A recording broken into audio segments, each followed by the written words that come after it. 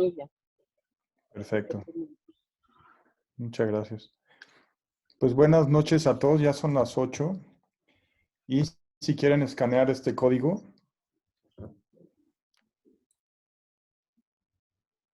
y entonces vamos a empezar la sesión. El día de hoy, como venía en el correo, vamos a hablar sobre adenomas de hipófisis no funcionales.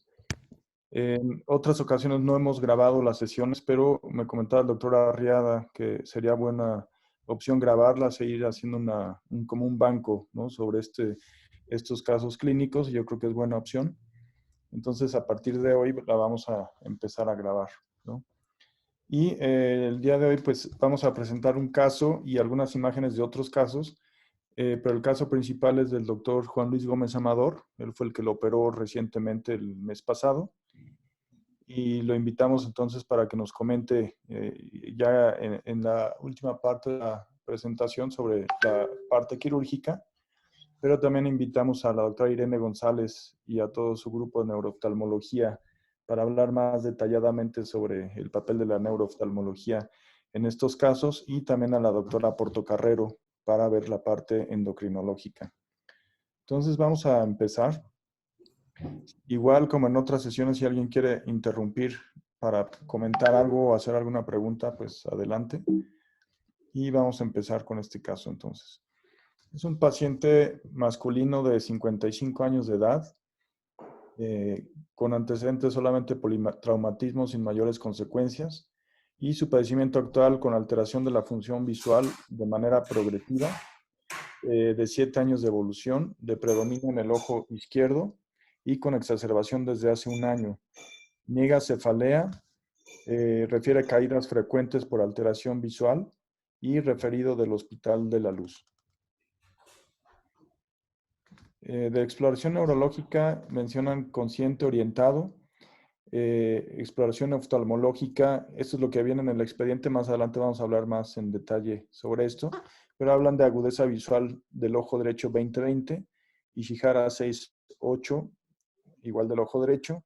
Del ojo izquierdo cuenta dedos 20/200, Ishihara no valorable, y palidez de papila una cruz con bordes bien delimitados y excavación del 40%. Oculomotores normales 3, 4 y 6, y es referido al Instituto por Diagnóstico de Adenoma de Hipófisis. Y vamos a presentar las imágenes entonces. Esta es la resonancia. Si pudieran apagar sus micrófonos, por favor, y prenderlos solamente si van a comentar algo. Aquí entonces vemos la proyección axial en el T1 con contraste. Vemos la secuencia igual T1 con contraste, pero en sagital.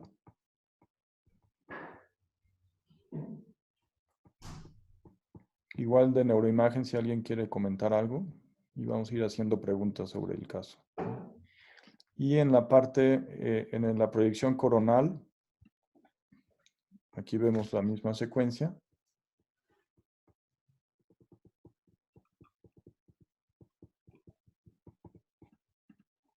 Y finalmente la secuencia de T2, ¿no?, que en este caso no fue de cortes finos. Y bueno, entonces, no sé, algún residente que quiera hablarnos sobre el diagnóstico igual sindromático, topográfico y etiológico. ¿Quién está por ahí? No tengo aquí la lista. ¿Algún R1?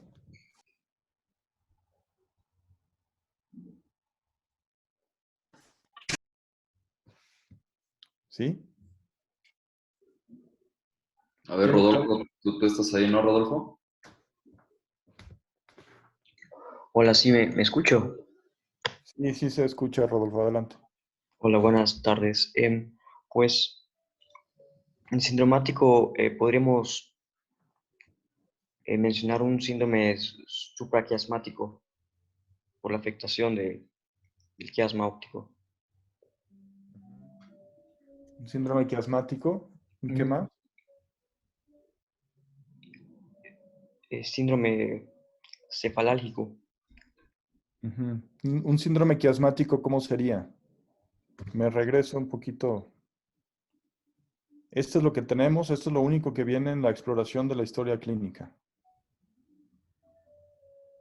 ¿Qué haría falta ahí? para decir que tiene un síndrome quiasmático? Pues que tenga hemianopsia bitemporal. Aparentemente solo tiene afectación del ojo izquierdo. Ok. Bueno, pero si se dan cuenta aquí hablan de agudeza visual, del fondo de ojo y oculomotores, ¿no? Pero no comentaron nada sobre los campos visuales que hubiera sido importante, ¿no? La campimetría la vamos a ver más adelante ya con la exploración neurooftalmológica. Pero bueno, entonces, avanzando un poquito en esta parte, en esta sesión vamos a abordar a este caso, pues desde esta digamos, abordaje neurooftalmológico, neuroendocrinológico, neuroimagen y de neurocirugía, ¿no? Esta parte de la diapositiva de arriba me la hizo el favor de prestar la doctora Portocarrero, y más adelante también al final hablaremos un poco sobre la importancia de este tipo de abordajes multidisciplinarios en centros que llaman de excelencia para patología hipoficiaria. Y vamos a comentar algunas cuestiones breves de neuroanatomía y su correlación con la imagen de resonancia magnética. Algo muy importante es toda la vía visual, ¿no? En este caso estamos viendo pues ya prácticamente a nivel del quiasma, pero en la resonancia siempre tenemos que buscar, ¿no? Y aquí lo voy a ir avanzando, no solamente el quiasma, ¿no? Aquí vemos perfectamente el quiasma, pero vemos también entonces los nervios ópticos, cómo vienen desde aquí, ¿no? Aquí vamos viendo cómo se van acercando para formar el quiasma óptico, y luego vemos cómo van formando entonces ya las cintillas ópticas que finalmente van a llegar al cuerpo geniculado lateral, y más adelante igual vamos a ver la vía visual completa. Pero bueno, son imágenes que hay que ver siempre. En este caso, en una resonancia prácticamente normal de esa región, pues es muy fácil ver la vía visual. Pero cuando ya hablamos de patología celular y supracelular, pues ya no es tan fácil verlo, ¿no? Pero tenemos la obligación siempre de buscarlo. Lo mismo sucede con los oculomotores, ¿no? En este caso, el 3, el 4 y el 6, lo vemos de manera esquemática, pero también podemos verlo prácticamente en una resonancia magnética de cortes finos, en este caso en una secuencia T1, ¿no? SPGR contrastada de cortes finos, y vamos a ver aquí como ejemplo el tercer nervio craneal, que aquí lo estoy señalando, el tercer nervio del lado izquierdo. Vemos por qué tiene esta relación aquí con la cerebral posterior y comunicante posterior, y un aneurisma a ese nivel puede provocar una midriasis por compresión de las fibras parasimpáticas del tercer nervio craneal. Lo vamos siguiendo, ¿no? Aquí vemos cómo va avanzando el tercer nervio craneal, que además también en este caso, por ejemplo, cuando hacemos cirugías de epilepsia, ¿no? Y una amígdala hipocampectomía, pues el tercer nervio craneal es una buena referencia en cuanto al grado de avance de la cirugía, ¿no? Como una referencia. Y vemos, si lo seguimos aquí, va descendiendo y finalmente entra por el techo del seno cavernoso, y lo vemos entonces ya en este corte coronal dentro del seno cavernoso, que lo podemos ver en una resonancia como en esta. Vemos el tercer nervio craneal, el cuarto, el sexto más medial, vemos B1 y B2. Y de ahí la importancia entonces también de pedir secuencias volumétricas, que en radiocirugía pues sí estamos acostumbrados a siempre pedirlas así, porque no hay otra manera de ver todas estas estructuras, que en radiocirugía pues si no las vemos, no las podemos cuidar, ¿no?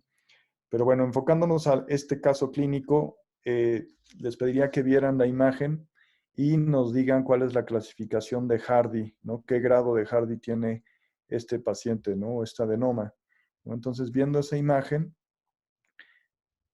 las opciones que tenemos son estas. Entonces, si quieren ir contestando.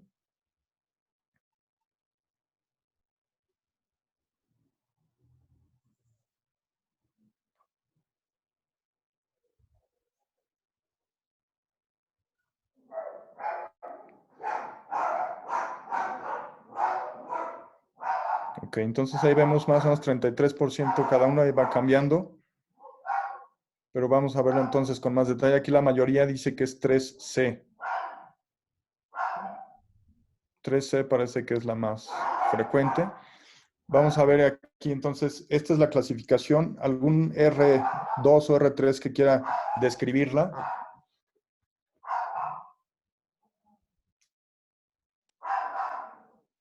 ¿Quién está por ahí? No Hola, tengo la... doctor, ¿qué tal? Buenas noches. Sí, Buenas noches. Adelante. Bueno, entonces, cuando hablamos primero del número romano, hace referencia hacia qué tanta destrucción tiene de la región celar, o sea, o sea, del ácido turca en la porción ósea. Cuando es un grado 0, o sea, no hay afección. Cuando es grado 1, o sea, ya hay una dilatación parcial. Cuando es un grado 2, o sea, ya hay una dilatación de la silla completa. Cuando hay un grado 3, hay una, por así decirlo, destrucción parcial del piso de la silla turca. Y un grado 4, pues ya una destrucción completa de la silla turca. Y en la extensión supracelular, las primeras letras A, B y C hablan justamente de un crecimiento simétrico, donde grado A no hay una compresión del quiasma óptico, grado B es cuando lo desplaza parcialmente, y grado C cuando ya hay desplazamiento completo del quiasma y puede haber invasión ya del tercer ventrículo. Y cuando son D y E hacen alusión a que ya hay invasión del seno cavernoso.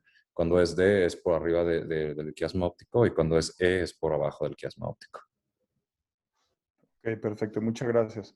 Entonces, ya con esta explicación, podríamos decir, en este paciente pareciera que sí hay una destrucción difusa del piso, ¿no? Entonces, podría corresponder a un grado 4, ¿no? En cuanto a la invasión celar, y en cuanto a la extensión supracelar, pues pareciera que pues abarca casi todo el tercer ventrículo, ¿no? Entonces, en este caso sería un 4C. Pero vimos que había al menos 3 respuestas diferentes, ¿no? El mismo ejercicio de la clasificación de Hardy para este otro caso. Entonces, si quieren verlo con detenimiento.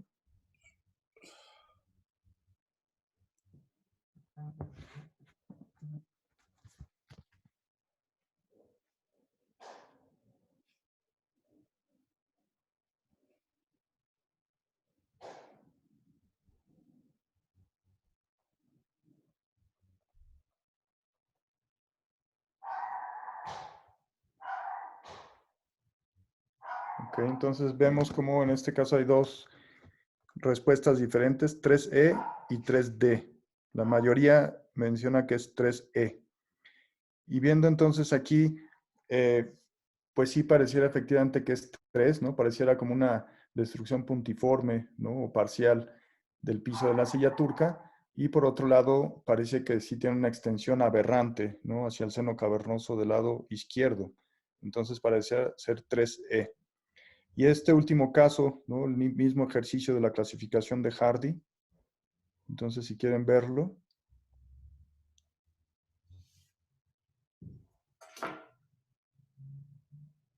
Y poner su opción.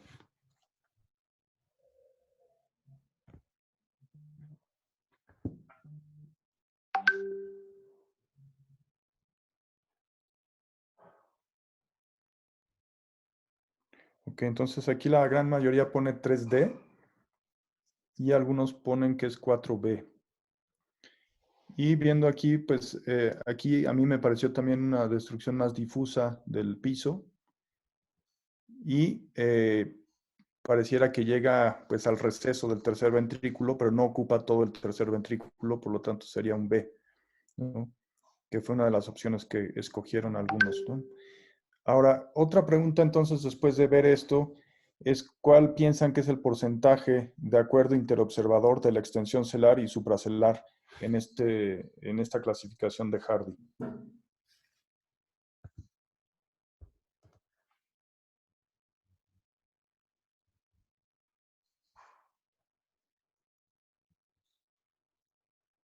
Entonces vemos que hay,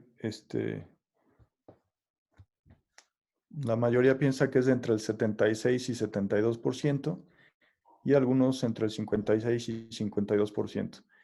Y hay varios artículos, pero este fue el que me pareció más importante, ¿no? En cuanto al análisis que hace, exactamente de analizar pues la confiabilidad, ¿no? y la concordancia interobservador, ya en esta era de resonancia magnética, y ellos encuentran que esta clasificación completa de Hardy tiene un acuerdo interobservador para la invasión celar del 16% y para la extensión supracelular del 12%. ¿No? Entonces, vemos cómo es una de las críticas a esta clasificación que estamos muy acostumbrados a usarla. Tiene cierta utilidad, pero ahorita en estos 3 casos vimos cómo no había un acuerdo entre todos y ya haciendo un análisis de concordancia vemos cómo tiene una concordancia interobservador bastante baja. Y por eso estos mismos autores recomiendan utilizar esta clasificación, pero dicotomizada, ¿no? Y en este caso hacen un análisis ya con otro tipo de coeficientes, en este caso de phi por ser una variable dicotomizada, y ellos encuentran que aumenta el acuerdo interobservador para la invasión celular a 64% y para la extensión supracelular a 84%. ¿No? Y ellos recomiendan, lo dicotomizan poniendo aquí el punto de corte, ¿no? Y los divide entonces a aquellos que son 4 y de ahí hacia abajo, y en la parte de extensión supracelular, los que tienen esta invasión anómala contra todos los demás.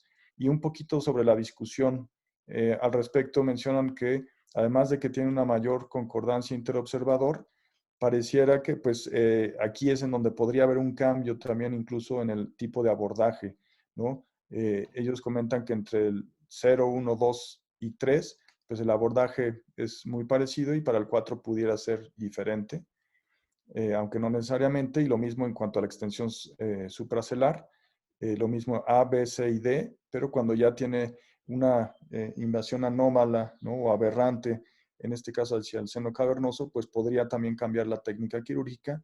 Y de hecho uno de los videos que va a comentar el doctor Gómez Amador con su grupo, pues es un poco sobre el tratamiento quirúrgico de cuando debe de entrar al seno cavernoso.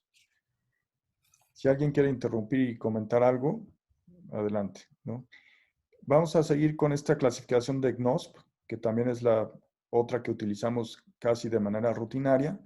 Y entonces yo les pediría en este caso, que es el principal de la sesión, lo vean con detenimiento y nos digan qué clasificación tiene de GNOSP.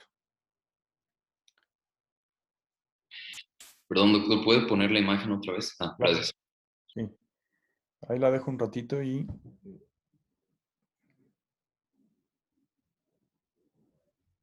para que vean el GNOSP izquierdo y el GNOSP derecho. Ok, vamos a avanzar. Entonces ahí, hasta ahorita llevamos GNOSP derecho 2, izquierdo 2. Hay que menciona que es 0 y 0, 1 y 1. Y la mayoría comenta que es 2.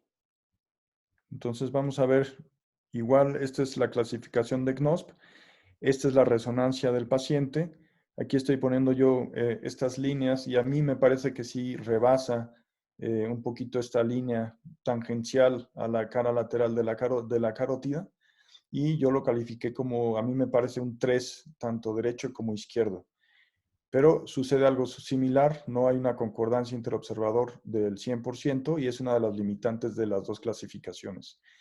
Ahora, esta clasificación se ha utilizado un poquito más para tratar de predecir el grado de resecabilidad de estos adenomas, ¿no? Sin embargo, pues no hay series muy grandes, ¿no? Al menos yo no encontré que lo analicen, ¿no? Y eso me parece que es como algo que se podría hacer en el instituto como tesis de alguien, ¿no? Analizar la gran cantidad que tenemos de resonancias magnéticas preoperatorias, postoperatorias y ver el impacto que tiene o la predicción que podemos hacer de resecabilidad con esta clasificación.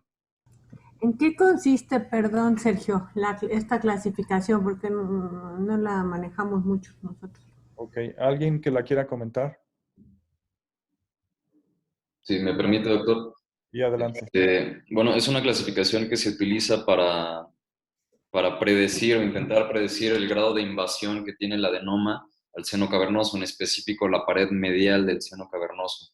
Es una clasificación por imagen, pero sí hay estudios que lo han correlacionado con hallazgos quirúrgicos, precisamente correlacionando mientras mayor sea el grado de NOSP, es mayor el porcentaje de pacientes que sí tienen invasión durante la cirugía o incluso confirmado con estudios histopatológicos de la pared medial del seno cavernoso de estos adenomas.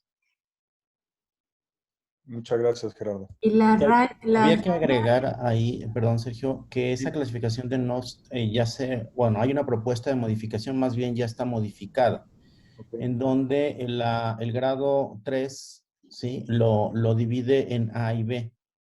Entonces, ya esa clasificación se modificó por los hallazgos intraoperatorios, en donde antes un grado 2 o 3, más bien un grado 3 se le consideraba como una invasión real del seno cavernoso, pero actualmente se sabe que si es puede ser una invasión o solamente un desplazamiento de la pared medial del seno cavernoso y no precisamente una invasión del seno cavernoso cuando es un 3A.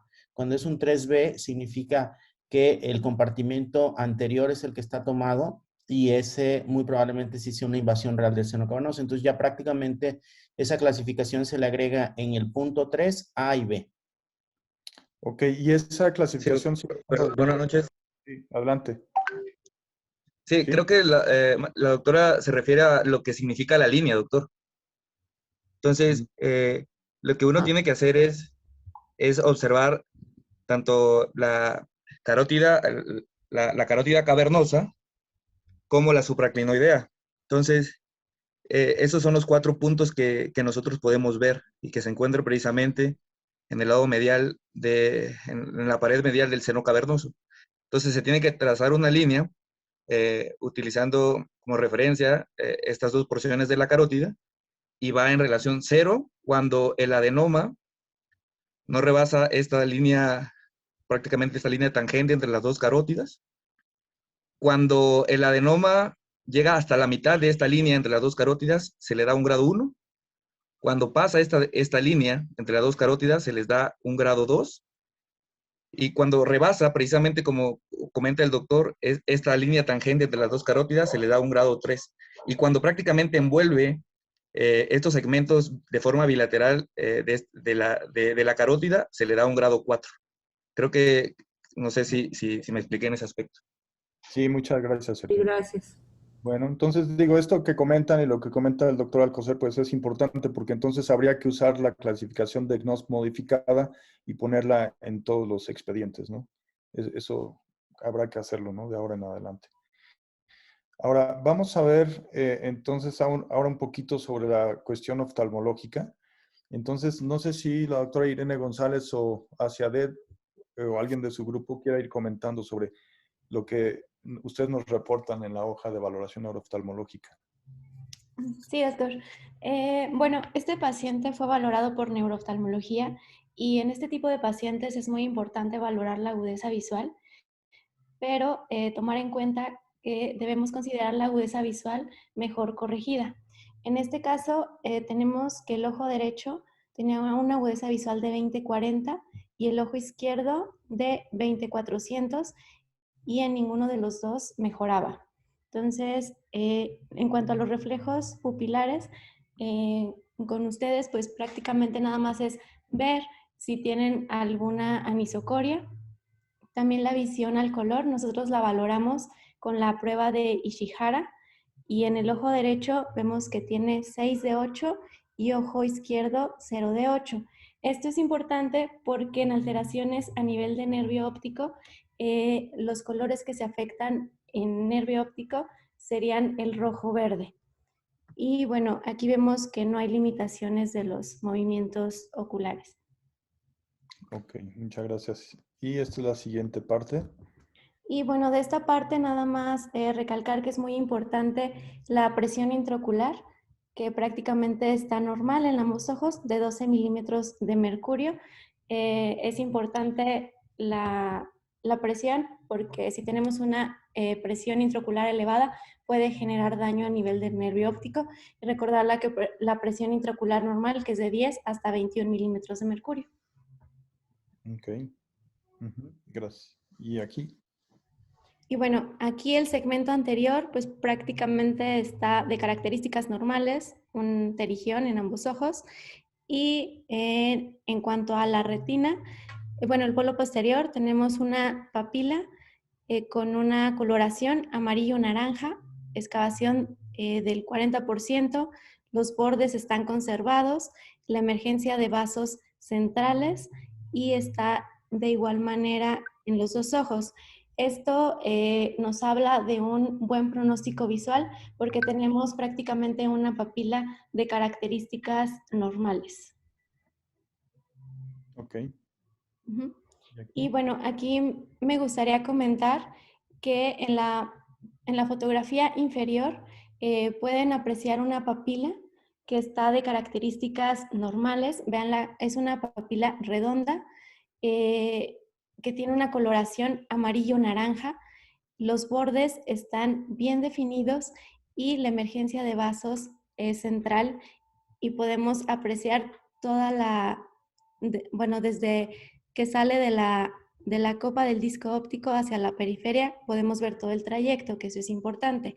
A diferencia de las papilas que tenemos en la parte superior, la del lado derecho se alcanza a apreciar una papila redonda y la coloración aquí ya es pálida, donde predomina el sector nasal y temporal. Entonces, también en estos sectores, los bordes ya están adelgazados. De igual manera, podemos ver la emergencia de vasos centrales y podemos ver todo el trayecto del nervio. Y también podemos apreciar una atrofia peripapilar, tanto en el sector nasal como temporal. Y en la fotografía del lado superior izquierdo, vemos como la papila ya está todavía más pálida en comparación con la papila normal. Los bordes ya están más adelgazados y en el vaso que se aprecia en la parte superior, vean cómo se pierde un poco cuando va a salir del nervio de la papila óptica. Entonces, esto me habla de atrofia óptica. Entonces, cuando yo tengo un paciente con unas papilas que están pálidas y que tienen atrofia, pues me está hablando de compresión por el adenoma en este caso. Entonces, voy a tener una pérdida de los axones de las células ganglionares y por lo tanto, esto también me habla de pronóstico. Si yo tengo una papila muy pálida y atrófica, el pronóstico visual pues es más malo, a diferencia de que si tengo una papila de características normales, aunque tenga una alteración a nivel del campo visual, el pronóstico pues va a ser mejor. Perfecto, muchas gracias. Doctora Portocarrero, ¿quería comentar algo? ¿No? Seguimos entonces. Aquí yo nada más les quería comentar, como dijo Asia, lo más importante en la valoración oftalmológica, que es lo que estamos acostumbrados a ver en el servicio junto con ustedes, es uno, que la agudeza visual siempre se tiene que valorar y la agudeza visual corregida es la que nos importa, al igual que la visión cromática. Las características de las papilas, o sea, como se pueden ver en las fotografías, es importante ver la palidez, uno, por pronóstico, y dos, porque esto nos habla de que hay una gran pérdida de fibras, como lo vamos a ver más adelante en el OCT o en la tomografía de coherencia óptica. Pero bueno, eso es básicamente lo que más me interesaría que se les quedara en la exploración oftalmológica, ¿no? Perfecto, muchas gracias. Ahora vamos a avanzar y algún residente de neurocirugía que quiera describir esta campimetría.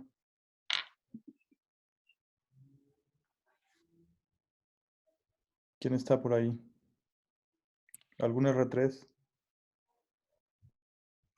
A ver, yo creo que Rodri Uribe, yo creo que puedes ayudarnos con esta, ¿no? Okay. Hola, buenas noches, claro que sí.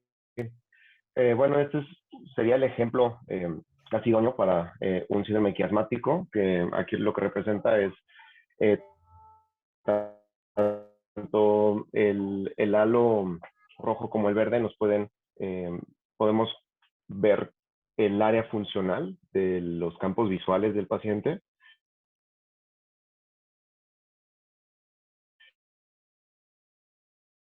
Y heteronormal temporal, por los ojos, sobre todo en el ojo derecho, ojo izquierdo, aquí ya no hacemos la modificación, es en donde no tenemos ningún tipo de retroalimentación de señal.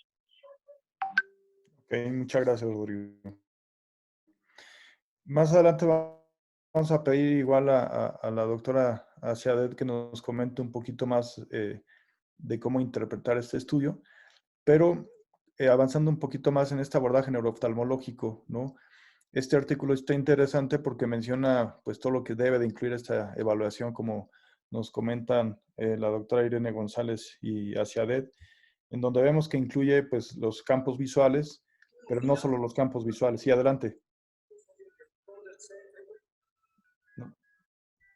Campos visuales, agudeza visual, visión de colores, los oculomotores, el fondo de ojo, y aquí agregamos la tomografía de coherencia óptica, que en este artículo menciona que es muy importante para hablar incluso de pronóstico, ¿no? En este caso, pues esto es lo más habitual, ¿no? A lo que nos enfocamos, a lo que comentaban los síndromes quiasmáticos, ¿no? Este es el más frecuente, ¿no? La hemianopsia bitemporal, como lo comentó Rodrigo, pero podemos tener amaurosis y podemos tener diferentes déficits campimétricos, ¿no? Podemos tener cuadrantanopsias también, dependiendo de cuál es la zona que esté comprometida de la vía visual. Y este es un esquema simplificado de la vía visual, ¿no? Donde viene el nervio óptico, bueno, desde la retina, el cuerpo geniculado lateral y finalmente las radiaciones ópticas que van a llegar a la corteza visual primaria. Y en cualquiera de estas zonas pues puede haber patología que provoque alguna alteración en la función visual, ¿no? Ahorita nos hemos enfocado principalmente a la patología celar y supracelar que compromete esta región que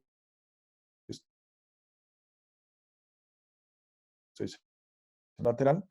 Hay que comentar un poco también sobre la importancia de ver los estudios y ver cómo está la localización del quiasma, que puede estar en una situación normofijada, como lo vemos en el esquema de arriba, pero un 15% puede estar prefijada o postfijada también, y eso pues tiene ciertas implicaciones en cuanto al déficit neurológico, en donde a veces vemos tumores muy grandes y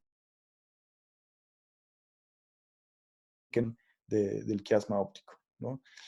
Y bueno, viendo nuevamente este campo visual, aquí la pregunta, antes de que nos las expliquen con detalle, es cuál de los ojos tiene mejor pronóstico para la recuperación de la función visual, ¿no? Viendo esto. Y las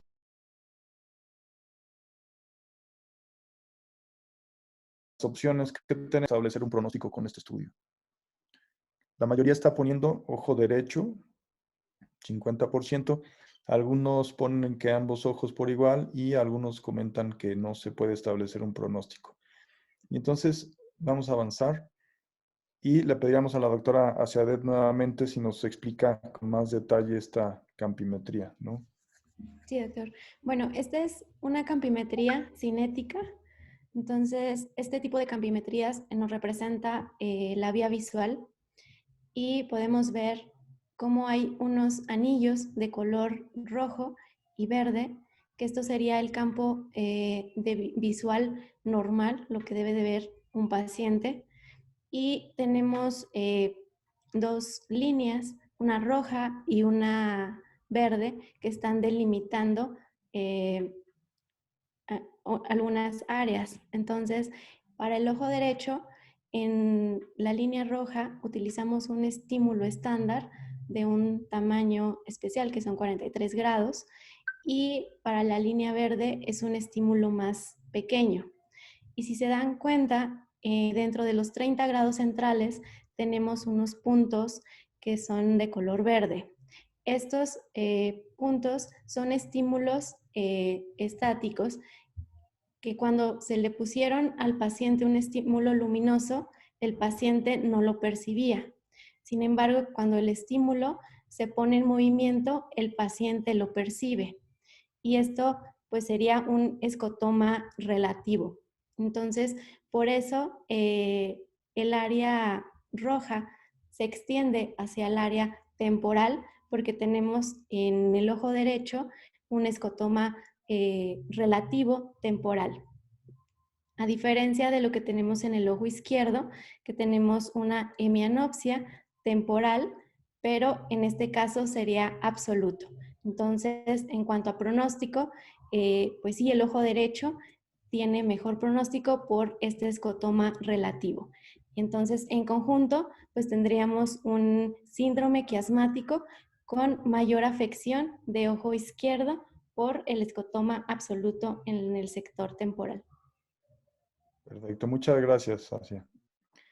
Y bueno, hablando un poquito ya para pasar después a la parte endocrinológica, hablando de la tomografía de coherencia óptica, pues evalúa la capa de fibras neurales de la retina y la capa de células ganglionares de la retina. Va a hacer cortes seccionales, ¿no? Y va a medir el espesor de estas dos capas, ¿no? Y lo hace en esta zona en donde está el círculo, y eso va a darnos exactamente estos cortes axiales de tomografía, en donde aquí ponen en rojo la membrana limitante interna, aquí está la capa neuronal y esta línea verde la separa de la capa ganglionar. Y entonces, esta tomografía axial finalmente la grafican, ¿no? En esta gráfica de colores, de acuerdo al espesor, y eso lo pasan a un mapa de colores, como lo vemos aquí, en donde el color rojo nos habla que es en donde hay mayor daño, y en este caso pues nos habla de mayor daño en la parte nasal, como lo vemos en esta parte de aquí, en relación con la parte temporal. Esta es una tomografía de la literatura, no es de nuestro paciente. No sé si quieran comentar igual algo más específico sobre la utilidad de esta tomografía de coherencia óptica.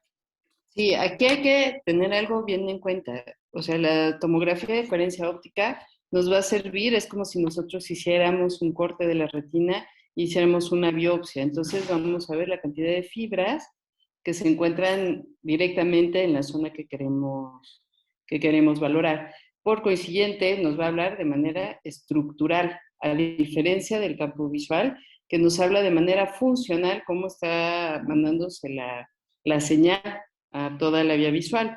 Entonces, estos dos estudios son muy complementarios y tenemos que valorar a los pacientes con los dos. Es importante ver que toda la zona en la diapositiva que está, toda la zona roja nos habla de que es muy delgado, que la pérdida de fibras es importante. Entonces, evidentemente, tenemos una disminución de la función, como lo podríamos ver directamente en el campo visual. Perfecto, muchas gracias, Irene. Entonces, bueno, aquí vemos un poco la concordancia, ¿no? Entre la tomografía de coherencia óptica con la campimetría visual, ¿no? Y pues algo también brevemente a comentar es que pueden estos pacientes tener alteración visual postoperatoria en un porcentaje bastante bajo, afortunadamente, pero aquí la valoración neurooftalmológica también es importante porque en estas que estamos resaltando, pues son algunas causas que pueden ser reversibles con una reoperación temprana, por ejemplo, ¿no? Compresión perihematoma, un empaquetamiento excesivo de la silla turca, una fractura del foramen óptico o un prolapso hacia la silla turca vacía. Y vamos a pasar entonces ya de esta evaluación neurooftalmológica Sergio, ahora a la doctor evaluación. Ramos Pic. Sí, doctor Ramos Pic, adelante. Sí, mira, complementando un poco por lo de la tomografía, acordarse que no nada más es para pacientes que tienen un adenoma de hipófisis, sino que los oftalmólogos lo utilizan mucho para, por ejemplo, en glaucoma.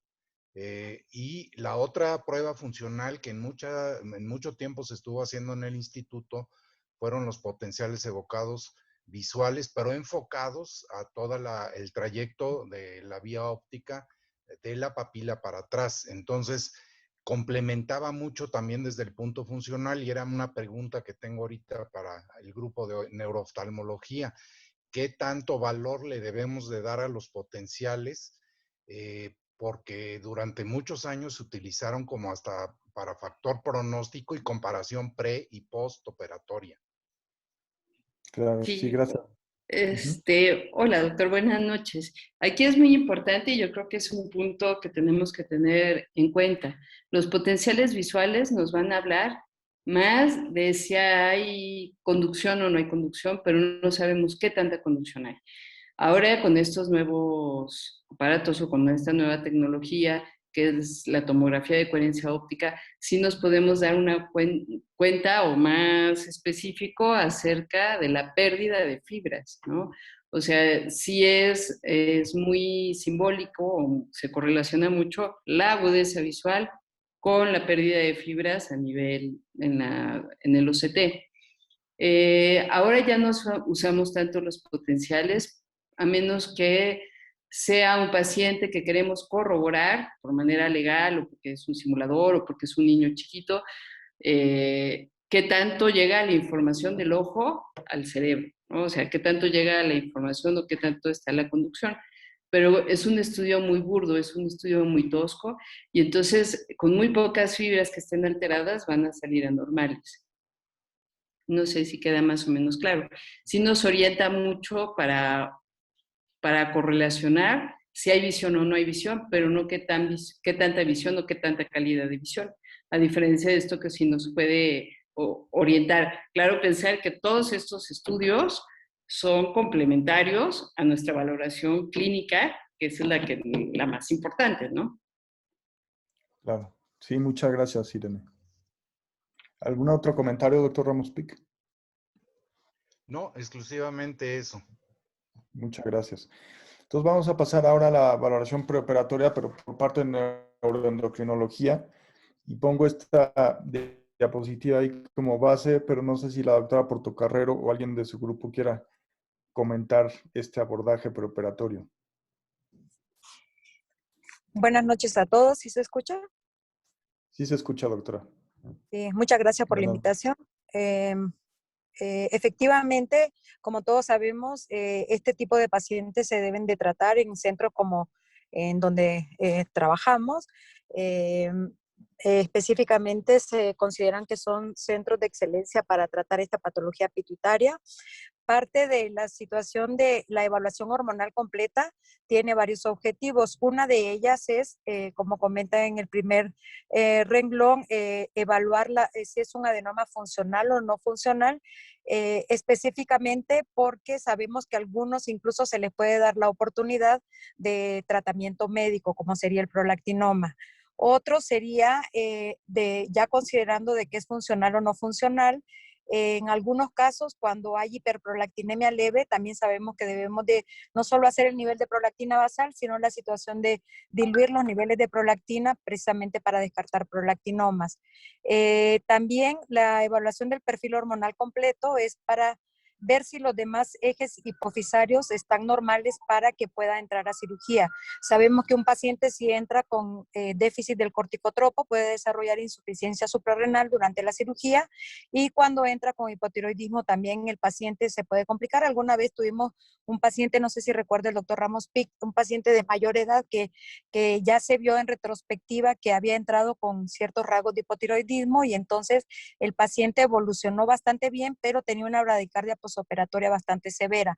Entonces, sobre todo la evaluación del eje del corticotropo y el tirotropo en el caso de no funcionales, como aparentemente es este paciente, porque no vi si se le hizo perfil hormonal preoperatorio, casi siempre, aquí está.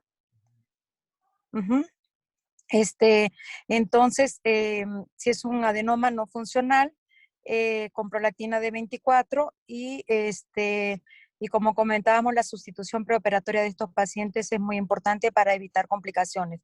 Por otra parte, algo que contraindicaría la cirugía, sobre todo en pacientes que se van a programar, no urgencias, porque en este caso no es de apoplejía, que sería un poco diferente, pero sí en cirugías programadas es importante que los pacientes los sustituyamos bien. Ahora, una vez ya logrado esto, también es importante el cuidado posoperatorio de estos pacientes, tanto para continuar el manejo con esteroides y asimismo vigilar complicaciones como sería la diabetes insípida, que en algún momento dado, como sabemos, puede presentarse. La mayoría de las veces es una diabetes insípida transitoria, a diferencia, por ejemplo, del craneofaringioma, en el que esperamos diabetes insípidas que ya el paciente no va a recuperar este eje. Pero es parte de la evaluación, de la vigilancia postoperatoria también de estos pacientes. Muchas gracias, doctora. Este es el perfil preoperatorio y este es el perfil postoperatorio. Prácticamente el primer perfil postoperatorio, ¿no? En donde se menciona que está con hipotiroidismo. Así es, el nivel de T4 libre, que es en este caso, como sabemos que es un hipotiroidismo secundario, aquí los niveles de TSH no son tan valorables como la T4 libre. Es indispensable hacer una T4 libre en el postoperatorio. y el nivel de cortisol también está en 3.6. Hay que continuar el manejo con esteroides y el sodio está normal. Perfecto. Sí, muchas gracias. Si este paciente, aunque se comenta en el expediente que tuvo un episodio de diabetes insípida, realmente yo no encontré ningún sodio elevado ni ninguna determinación de osmolaridad baja, ¿no? Etcétera, ¿no? Pero bueno, se comentó que presentó un episodio de diabetes insípida.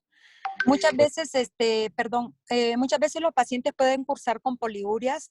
Nosotros hacemos el balance durante la cirugía por el manejo de neuroanestesia y en el posoperatorio también. A veces, precisamente, pueden ser poliurias, no precisamente diabetes insípida. Entonces es importante el monitoreo de las diuresis horarias, las mediciones de sodio. Les digo yo a los residentes que no toda poliuria es diabetes insípida. Sí, perfecto, muchas gracias. Esta diapositiva me la prestó la doctora Portocarrero y es la que ponía yo al principio, ¿no? De que tienen que ser centros de excelencia de patología hipoficiaria para tener los mejores resultados, ¿no?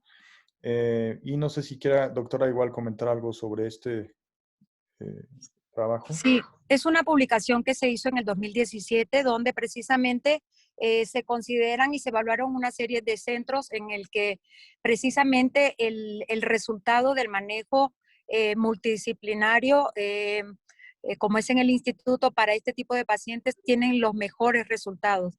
Incluso se habla de que el cirujano de base de cráneo, como tenemos en el instituto, operando más de 50 al año, se consideran que son expertos en este aspecto.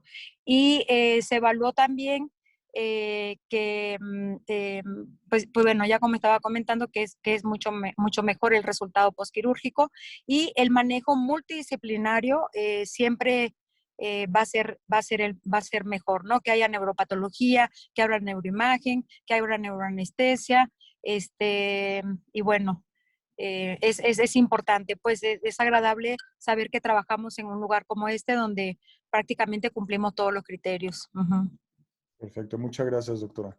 Y ahora vamos a pasar a la parte quirúrgica, ¿no? Vemos nuevamente para recordar la imagen de este caso. Y no sé si el doctor Gómez Amador nos quiera comentar un poquito de cómo analizan, ¿no?, la imagen para tomar la decisión del abordaje en este caso, ¿no?, y en otros casos, ¿no? Tenemos tanto la resonancia como estos cortes solamente de tomografía.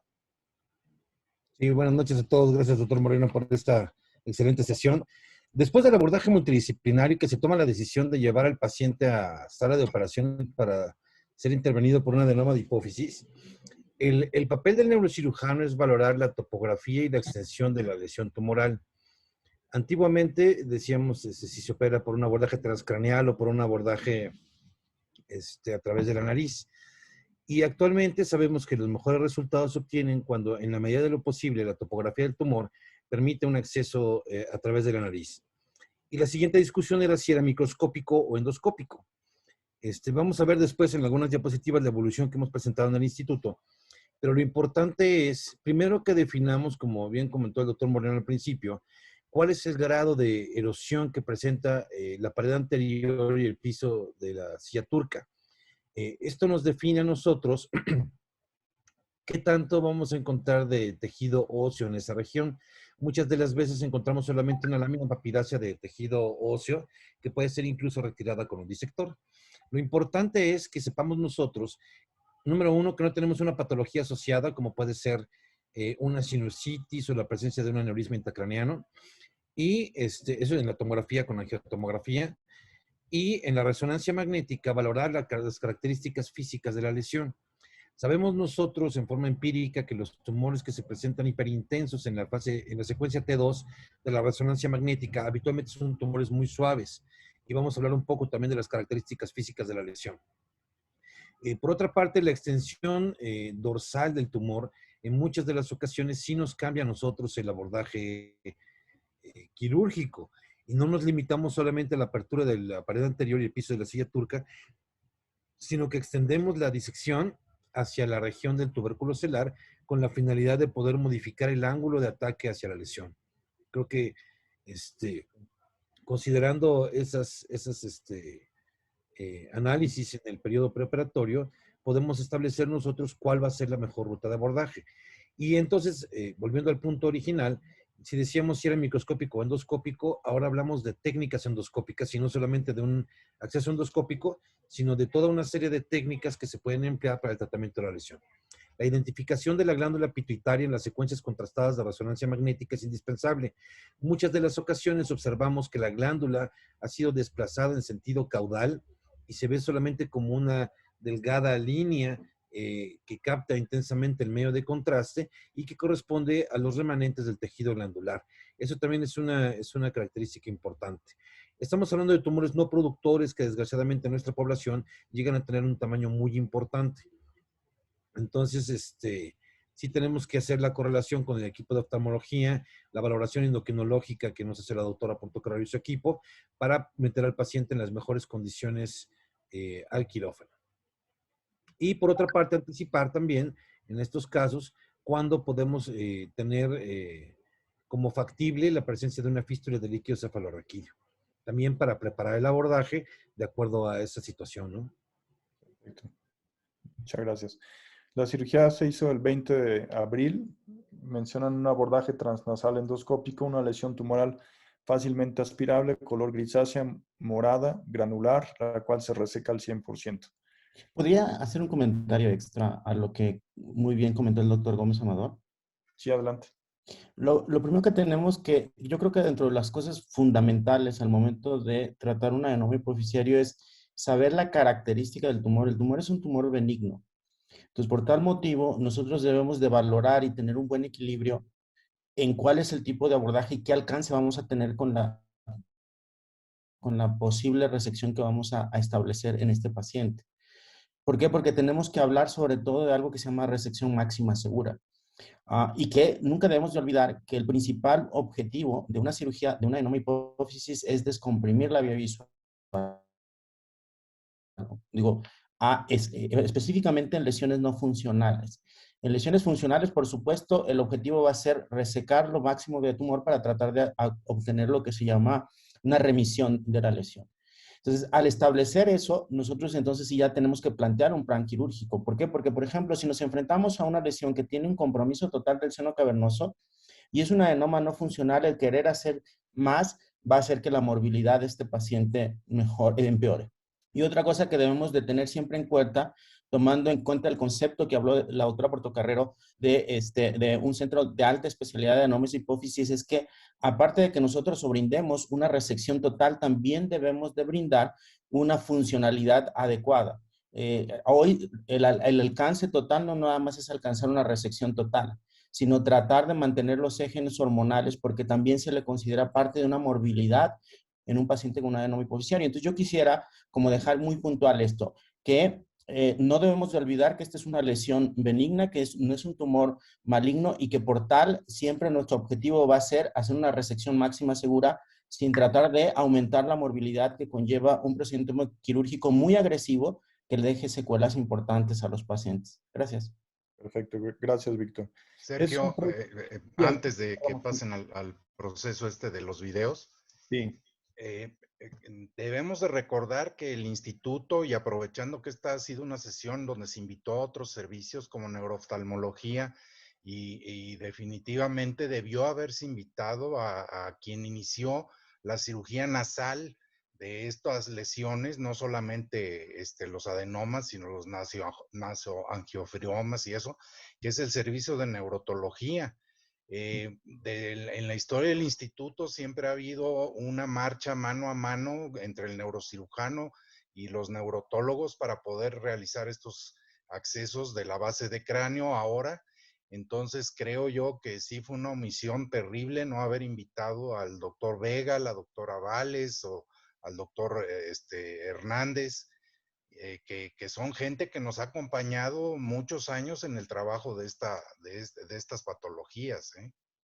Sí, doctor, claro. Estas sesiones apenas están empezando, han ido creciendo. Realmente empezó con el servicio de neurocirugía solamente.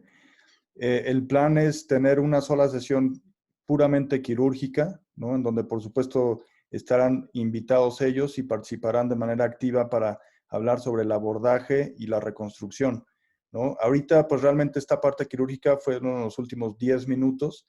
y esta sesión fue enfocada un poquito más a la parte más bien preoperatoria, ¿no? A la parte de endocrinológica y oftalmológica. Pero por supuesto que haremos una sesión y estas sesiones se irán haciendo un poquito más quirúrgicas y los invitaremos, por supuesto. Sí, porque Gracias. es muy importante que los residentes, sobre todo los que se van cambiando cada 5 o 6 años, pues conozcan que debe el servicio de neurotología participar en todo esto, desde la discusión de los casos hasta el abordaje.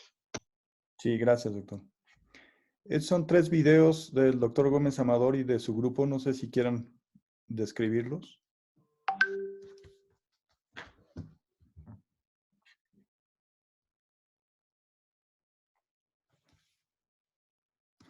No sé si quieran este o los otros primero. Si quieres, puedo compartir mi pantalla para dar un panorama general, quizá a lo mejor. Tenemos el infortunio de que el video del caso no fue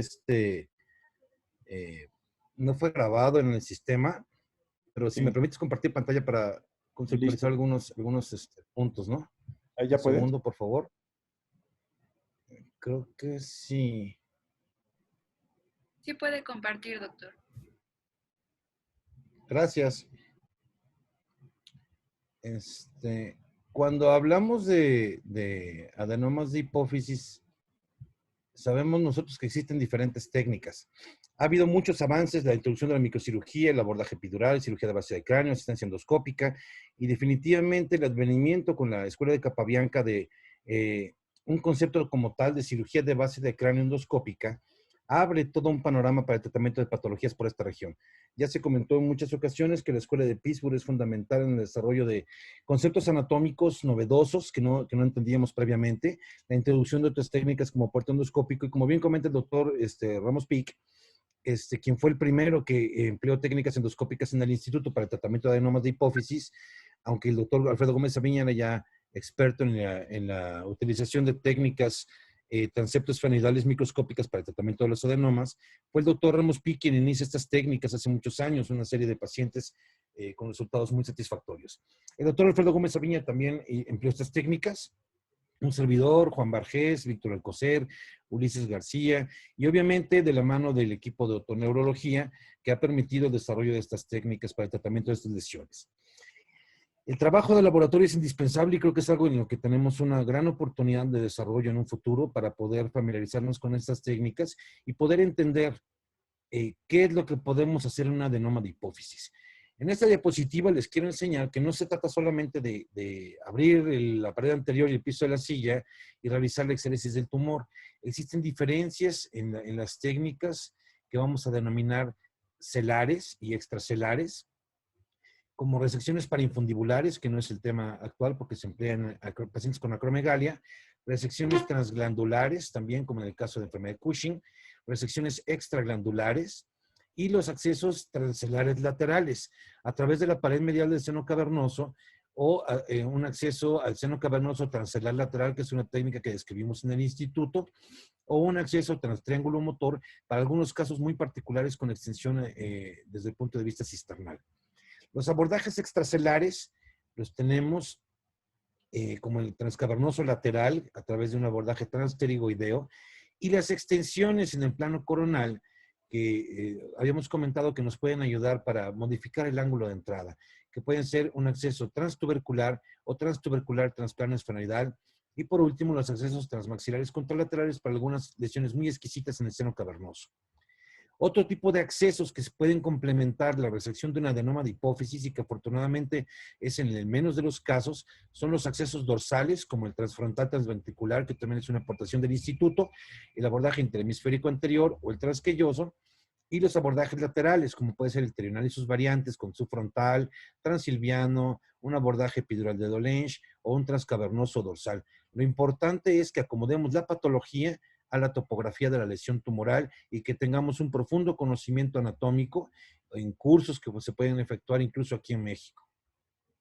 Los adenomas de hipófisis pueden invadir diferentes compartimentos. Entonces pueden invadir el seno esfenoidal, pueden invadir obviamente la fosa pituitaria, extenderse hacia el piso anterior, a la cisterna interpeduncular o el seno cavernoso, como ya se ha comentado. El análisis de las imágenes ya ha sido también ampliamente comentado. Solamente recordar que para nosotros, en algunos tumores que presentan un compromiso paracelular importante, es indispensable identificar el trayecto de la arteria carótida interna para definir los corredores que se encuentran comprometidos. La doctora Portocarrero nos ha hecho un análisis exhaustivo del análisis preoperatorio de estos pacientes, y por tratarse de tumores productores no vamos a entrar en mayores detalles, y en cuanto a los resultados tampoco. Lo que sí es importante para nosotros desde el punto de vista quirúrgico, las características físicas de la lesión. El color realmente no adquiere importancia. Sabemos que hay tumores blancos, amarillos, grises, gris violáceo, rojo vinoso. Lo que es importante es la textura. Y la textura del tumor, la consistencia tumoral, puede ser uniforme o heterogénea. Y eso lo vamos a identificar en las diferentes secuencias de la resonancia magnética. Afortunadamente, la mayor parte de los tumores son blandos y aspirables, lo cual permite una exéresis con mucha seguridad de estas lesiones. Quizá el tumor más terrorífico de todos es el tumor gelatinoide, aquel que no podemos tomar con la pinza de biopsia, pero que tampoco podemos aspirar. Los tumores fibrosos requieren una técnica quirúrgica más depurada, obviamente un procedimiento quirúrgico más prolongado, pero también son factibles de quitarse. Es importante recordar que en los tumores quísticos, el tumor se encuentra adosado a la porción periférica de la lesión. La mayor parte de los tumores tienen una vascularización pobre que incluso nos indica a nosotros cuando hemos terminado de resecar la lesión. Vascularización moderada la vemos raramente, y tumores avasculares también es relativamente frecuente verlos. Lo importante es que podamos iniciar una curva de aprendizaje con casos sencillos. Este es un caso que tuvo el doctor Julio Fernández en su R4, un tumor quístico en el cual hace un abordaje endonasal endoscópico directo, una cirugía muy limitada por ser un tumor pequeño, pero como vemos en este video, podemos abarcar todo el campo quirúrgico. Una vez hecha la descompresión central, vamos a analizar la porción periférica de la lesión, que es donde se encuentra el tejido tumoral. Entonces, no hay cirugía que no tenga complicaciones, y después de una larga curva de aprendizaje, hemos aprendido nosotros que la fístula de líquido cefalorraquídeo es la principal complicación, así como las lesiones vasculares que pueden condicionar incluso la muerte de los enfermos. Ya se comentó sobre las medidas de seguridad que se tienen que tomar. Actualmente, con las técnicas quirúrgicas que estamos empleando, creo yo que con relativa seguridad podemos planear la exéresis radical de ese tipo de lesiones. Ya lo comentó el doctor Alcocer, son lesiones benignas y por ello debemos de ir con un plan quirúrgico integral que pueda abarcar la exéresis de la lesión. Creo que en cuanto al término de resección máxima segura, a mí me gusta más reservarlo para la patología intrínseca del parénquima encefálico, y en el caso de los tumores extrínsecos nuestro abordaje puede ser diferente dada la naturaleza de la lesión y de las características físicas que hemos mencionado previamente. Una reconstrucción es indispensable para evitar una fístula de líquido, como podemos ver en esta secuencia de aquí arriba, en la cual colocamos una reconstrucción multicapas, que es la mejor reconstrucción que se puede hacer en técnicas endoscópicas de base de cráneo.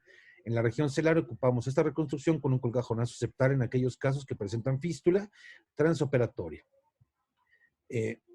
Obviamente las complicaciones que se pueden presentar, en algunos casos como este que se presentó una ruptura de la arteria carótida interna en forma directa con una lesión con una tijera por parte de alguien de nuestro equipo. Lo importante es que podamos ser nosotros capaces de identificar que existen en tumores hipoficiarios una gran variabilidad de extensiones topográficas que requieren diferentes abordajes quirúrgicos. Este es un caso de un tumor extraglandular muy similar al que intervenimos, de que no pudimos rescatar el video. Entonces, lo importante es que una vez que se expone la región con la apertura del rostrum del esfenoides, podemos nosotros hacer una apertura extensa de la silla turca, como podemos ver aquí, hacer la apertura de la dura madre en la medida de lo posible, tratando de preservar el tejido tumoral para tratar de iniciar una disección extrapseudocapsular. La apertura de la dura madre, yo creo que es la preferencia de cada cirujano, en H, en L, en cruz. Lo importante es que tengamos descubierta toda la pared anterior de la silla turca y todo el piso de la silla turca. Como ven ustedes, este tumor es un tumor amarillento, fácilmente aspirable. Podemos tomar muestras para biopsia y análisis de inmunohistoquímica posterior, y vemos que el manejo del tumor es relativamente sencillo. En este caso, protruye el aracnoides de la cisterna supracelular, como ocurrió en el caso que estamos comentando. y permite la identificación de la ausencia de tumor. Es indispensable que el manejo que damos a esta aracnoides sea muy cuidadoso porque en ella se pueden encontrar adosados los restos de la glándula pituitaria y que la protrusión de la aracnoides en algunas ocasiones condiciona atrapamientos de fragmentos tumorales por detrás de la misma y debemos de ser radicales en su exéresis. Vemos aquí un caso de un abordaje tras pared medial del seno cavernoso, un paciente con un grado 3A de NOSP, y sí quiero enfatizar que en algunas ocasiones, incluso pacientes que presentan grado 1 de la clasificación de NOSP pueden presentar invasión de la pared medial del seno cavernoso, y entonces en ellos se requiere realizar una cirugía un poco más radical para separar la glándula pituitaria a través de la sección de los ligamentos que lo comunican a la carótida interna y de esta forma poder ser exhaustivos en la remoción de esa parte del tumor. Ya se comentó también por parte del doctor Alcocer que estas técnicas las empleamos sobre todo cuando tenemos tumores productores, que el más frecuente en nuestra serie es acromegalia. Entonces, empleando equipos de fresado telescópicos, hacemos una apertura central de la lesión. Tenemos aquí un fragmento de HERFAM que está inhibiendo un sangrado que proviene del seno cavernoso. Y entonces, con las cucharillas podemos ver que el manejo del tumor es relativamente sencillo. Los tumores fibrosos, afortunadamente, son extremadamente raros y la mayor parte de las veces se permite un manejo muy ergonómico de la lesión, trabajando con 2 manos, como estamos viendo acá. Una vez que terminamos esa descompresión central, penetramos el compartimento lateral. Esta sangre que viene del compartimento paracelar o seno cavernoso nos permite una entrada directa con una cucharilla angulada para poder realizar la remoción del tumor que se encuentra en el compartimento posterior del seno cavernoso por detrás de la arteria carótida interna, como pueden ver ustedes aquí. Siendo exhaustivos con esta exéresis, podemos lograr nosotros la resolución completa de la lesión. Obviamente debe ir acompañado de todo un estudio postoperatorio que nos permita a nosotros identificar que no tengamos un déficit postoperatorio y que no tengamos una lesión residual. Este es otro caso, un caso de una cirugía transglandular para el tratamiento de una enfermedad de Cushing. Yo sé que no es el punto de la sesión, pero es importante poder identificar mediante una disección transglandular, identificar este tumor blanquecino que se extiende dentro de la glándula y que condiciona la hiperproducción de ACTH. No vamos a detenernos en esto. Una disección parainfundibular en el caso de acromegalia, en donde con disección cortante dejamos un muñón de glándula adherido al infundíbulo pituitario y de esta forma podemos lograr una cirugía radical. La mayor parte del tumor ha sido removido de la región de la silla turca y vemos al final el muñón pituitario adherido al infundíbulo con ausencia de lesión en el resto de la topografía. Actualmente hay puntos de controversia en cuanto al tratamiento de los adenomas de hipófisis no funcionales en el seno cavernoso y con las técnicas actuales de exploración del seno cavernoso y dado que la consistencia física de los tumores permite un manejo muy ergonómico, creo que sí se debe de ser radical en ese tipo de cirugía. Ni hablar para acromegalia y raramente Cushing, en los cuales podemos emplear todos los abordajes que habíamos descrito desde el punto de vista medio-lateral para la remoción de estos tumores. Hicimos un análisis con Jesús Martínez, viendo la efectividad del abordaje transcelular lateral, en el cual, evitando un abordaje transpterigoideo, accedemos en forma lateral a la silla turca con instrumentos curvos guiado con neuronavegación para realizar la remoción de tumores de esta región. Y con resultados muy satisfactorios. Una remoción de la pared medial del seno cavernoso, en la cual se hace la descompresión central de la lesión, se manejan los ligamentos pituitarios y se procede a realizar, después de la descompresión central de la lesión, la remoción de esa pared medial del seno cavernoso que se encuentra enferma, mediante disección cortante, separando los ligamentos y teniendo este tejido tumoral que en el caso que se presenta, un paciente con acromegalia, adquiere una gran importancia para lograr la remisión bioquímica de la enfermedad. Lo que comentábamos, estos casos en los cuales vemos una extensión dentro del seno cavernoso, es importante que seamos capaces nosotros de tener una exposición amplia para poder abarcar los confines de la lesión. Entonces, esto lo vamos a lograr mediante una exposición amplia desde el seno esfenoidal, que es nuestro punto de partida, y que podamos nosotros extendernos en el plano medio lateral para poder abarcar incluso la porción que se extiende lateral a la arteria carótida interna. Son detalles técnicos que es importante que conozcamos y esos los vamos a anticipar desde el periodo preoperatorio con el análisis de las imágenes de resonancia magnética, donde claramente existe una invasión importante dentro del seno cavernoso y que ya comentó el doctor Alcocer que tenemos que diferenciar de una pseudoinvasión en donde la pared laxa del medial del seno cavernoso es distendida en sentido medio lateral, condicionando lo que aparentemente pudiera ser una invasión, pero que sabemos que realmente es tejido tumoral que se encuentra en esa región, solamente desplazando el seno cavernoso. La pared medial del seno cavernoso es compliante, entonces puede ser distendida por tumores que se extiendan desde la línea media y condicionar esa pseudoinvasión del seno cavernoso. Yo creo que vamos a pararle aquí, doctor Moreno. Hay otros tumores que requieren otro tipo de abordajes más complejos, pero que no es lo más frecuente. Vemos aquí postoperatorio. Podemos accederlos también a través de un abordaje terional, en donde hacemos una exploración endoscópica en el techo del seno cavernoso para poder lograr en forma simultánea, microscópica y endoscópica, la remoción completa de una lesión que se extiende hacia esta región. Vemos la resonancia pre- y postoperatoria en un paciente que ha sido intervenido en 2 ocasiones previas y entonces con estas técnicas adyuvadas con el endoscopio también podemos ser capaces de realizar esa remoción. Tumores sólidos son de difícil manejo, pero con una técnica de corte y pinza de biopsia podemos lograr la descompresión de estas lesiones.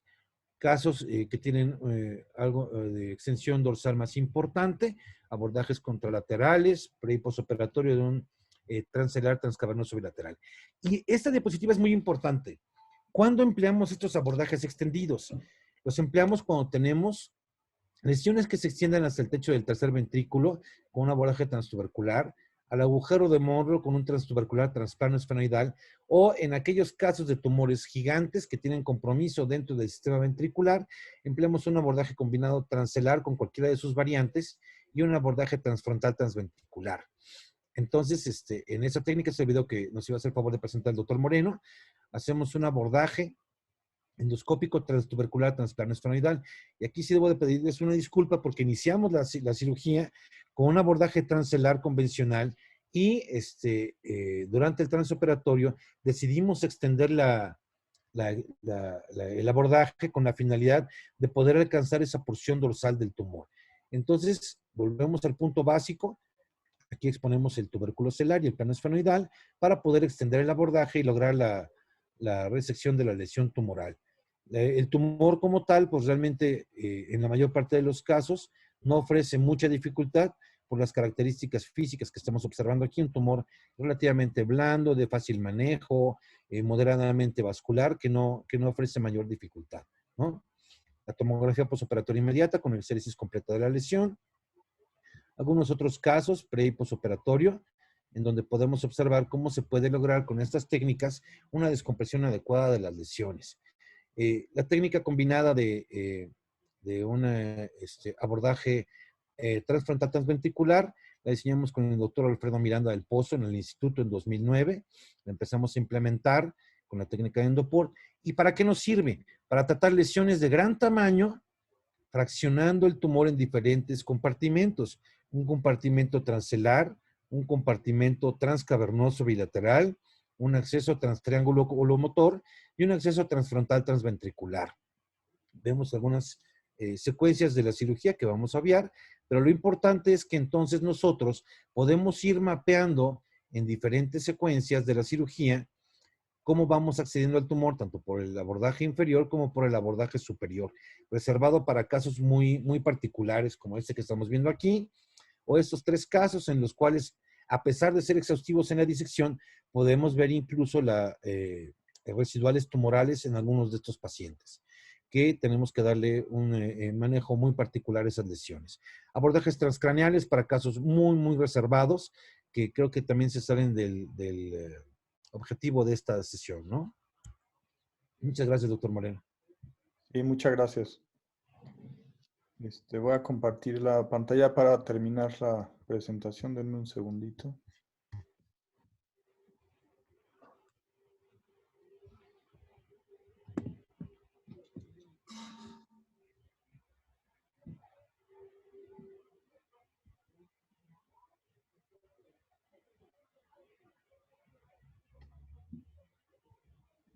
Aquí está. Entonces, muchas gracias al doctor Gómez Amador por toda esa explicación de la parte quirúrgica.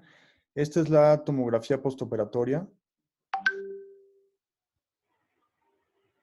que se hace de manera rutinaria en los pacientes, prácticamente en el postoperatorio inmediato.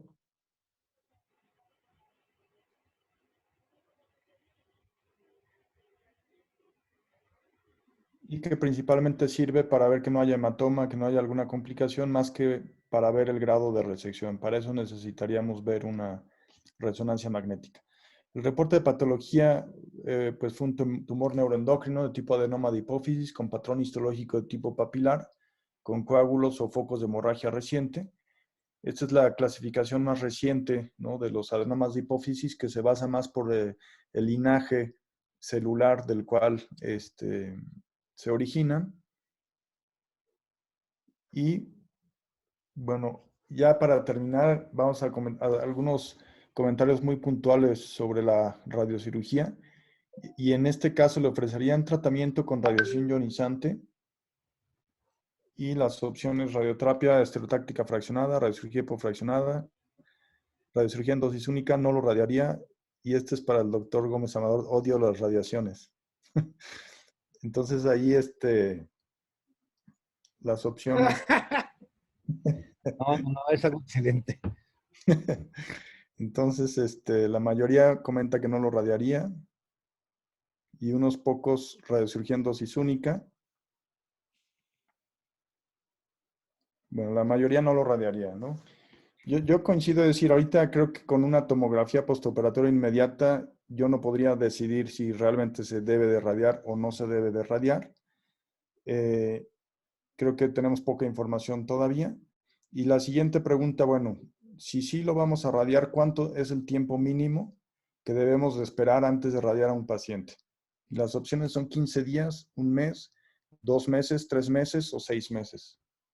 En un paciente que ya operamos, hacemos un estudio de resonancia postoperatoria, tiene tumor residual, que no necesariamente se tiene que radiar, se puede vigilar también, ahorita comentamos un poco sobre eso, pero si sí se va a radiar, ¿cuál sería el tiempo mínimo a esperar? Doctor, no aparecen las respuestas. ¿No? Ahí está. Ya. Ya se ve. Ahí ya se actualizó. Ok, entonces, la mayoría comenta un mes y 3 meses, algunos 15 días. Y aquí, esta es una parte muy importante porque la decisión de radiocirugía, para eso necesitamos una resonancia postoperatoria. Y hay artículos como este que vamos a presentar aquí ya brevemente. Este es un ejemplo de una resección pues muy parcial, por supuesto. Un tumor residual que parece ser grande, pero fíjense la evolución a los 4 meses, ¿no? Se va compactando por la cavidad que dejó el cirujano y pues es un escenario muy diferente el que es en el primer día postoperatorio contra el de 4 meses. Y analizando así una serie de casos, pues vemos cómo hay una contracción del volumen tumoral residual que se estabiliza más o menos después del tercero o cuarto mes. Entonces, generalmente intentamos no radiar a un paciente antes de 3 o 4 meses, porque sabemos que el volumen a radiar generalmente va bajando todavía. Y la otra cuestión es que de las opciones de tratamiento con radiación ionizante, a un tumor residual se le puede vigilar o se le puede hacer radiocirugía o radioterapia. Y lo mismo para una recurrencia. ¿Sí? ¿Alguien más que... Pudiera comentar algo aquí antes de tomar la decisión, también un punto súper importante que creo que allí en el hospital sí tenemos un poquito de fallo es en cuanto al reporte de la inmunistoquímica del tumor. Dado que de acuerdo al reporte de patología, incluso el reporte del KI67, la edad, tenemos factores pronósticos para decidir cuál paciente podemos mandar lo más pronto que se pueda, o incluso un paciente que, como comentabas hace ratito, nada más se tiene que vigilar.